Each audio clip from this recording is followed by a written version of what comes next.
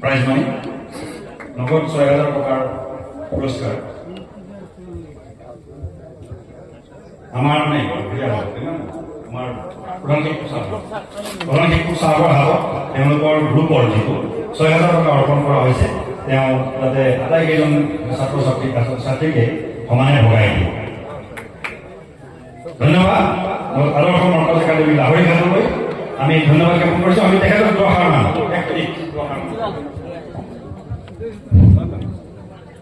আলহামদুলিল্লাহ।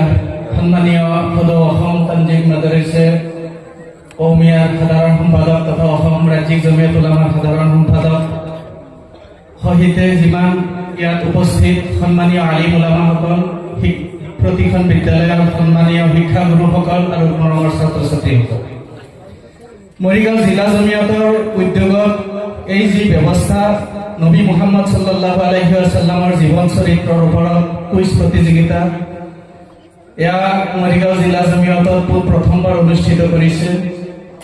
ছাত্ৰ ছাত্ৰী বিশেষকৈ সাধাৰণ স্কুলত পঢ়ি থকা ছাত্ৰ ছাত্ৰীসকলক নবী মুহাম্মদ সাল্লাল্লাহু আলাইহি ওয়াসাল্লামৰ জীৱনৰ জ্ঞান প্ৰদান কৰা ইয়াৰ মূল উদ্দেশ্য আছিল। আমি এই কাৰ্যত অতিকৈ আনন্দিত হৈছোঁ।